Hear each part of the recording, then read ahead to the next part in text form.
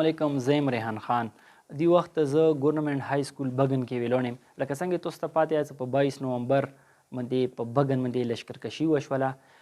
هغه لشکرکشي کې کورونو سره د قانونه هم وسولو، کورونه هم وسولو، دین علاوه سکولونه هم سوي دي. دا گورنمنٹ های سکول بګن ده، خو دا صرف د بګن دپاره نه و دا سکول. ویلی ته دي کې صرف د بګن سټوډنټ نو. بګن یو مرکز و.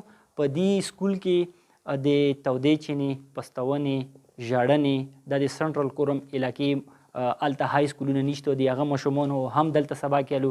دین علاوه پورې مخ کوم کلي دي، ټلوکنج، بچکوټ او ورسره ډاډ کمر، د دغو څومره د دغو کلو ماشومان وو هغه به دلته راتللو سبا کې ویلې. د سکول انتظامیې په مطابق دلته تقریبا 400 په های سیکشن کې 400 پرې ماشومانو سبا کیلو. همداسې 500 پرې 550 نه څه هغه په پرایمري سیکشن کې دلته سبا کیلو. او دا سکول چې کوم دا یو تاریخي سکول و. دا په دې لوور کورم کې ساده، بیا لیزای، اوچات او بګن دا 4 سکولونه و. بل نور سکولونه وو هم نه. اول فرصت کې کوم سکولونه جوړ شوي دي دا هغې زمانې والا سکول و. او د بلډینګ هم د هغې زمانې دا بلډینګ و.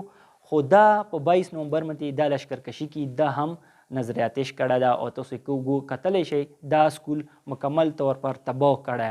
خو اوس ټول نه غټه مسله دا ده څو دلته د کوم ماشومانو سبق ویلو. یو خو هغو ماشومانو روان اګزام دپاره پیسونه میسونه دخلې مخلې وي، هغه هم ماشومان ګاډ واډ شوي دي، متاثره شوي، څوک یو پله لوړ دي، څوک بل پله لوړ دي. ماشومانو ته هم مسله ده. دین علاوه استادانو ته هم دا مسله ده چې اوس څه دا سکول نه وي د دوی به بیا بل ځای کې پوسټینګ کېږي. خامخا اوس فلحال د ژمي چټیان وي، خو بهرحال بیا هم دا سکول چې کوم دا مکمل طور پر تباہ و برباد یې کړی ده، ختم یې کړی. خو موږ یو کې خبره دا کوو څه سکول چې کوم دا سکول خو هېڅ قسم ته نه ګناه کړې وه. حالانکې دې په سکول کې د هر یو مسلک والا ټیچران پاتې شوي، سټوډنټیان پاتې شوي دي.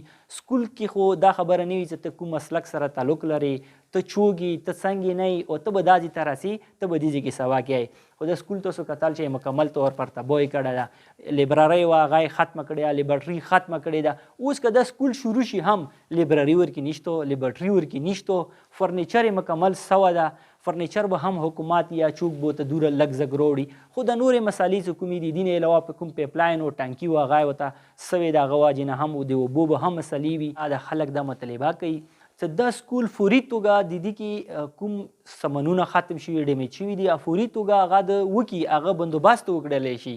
په دې که چیرې د سکول فوري توګه جوړ نه شولو، موږ سره دا اندېښنه ده چې کوم ماشومان وو هغه امن نه به بل طرف ته لوړ شي. که چیرې دو سبقو طرف ته رمایل نه شولو، سبقو دو دپاره سبق شروع نه شولو، نو دا به بیا یو خو به سبق ختم شي، نور به دینه مسایل جوړ شي. دا ماشومان چې کوم دي بیا به له یاڅه ګرځي، خامخا هغه به داسې سرګرمیانې کوي چې هغه به بدامنۍ طرف ته سي.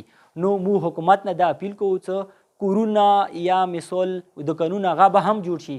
خو دا سکول چې کوم دا تباه و برباد شوی ده، پوری توګه د دغه دپاره اقدامات اوچت کړي.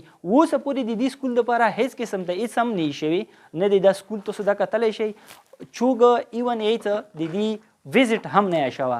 دا او ریکارډ مکمل سوه، ریکارډ مکمل تباه و برباد شوی. د دې ریکارډ دپاره د دې دین علاوه لیب دپاره او د دې فرنیچر دپاره فوري توګه د اقدامات اوچت کړي.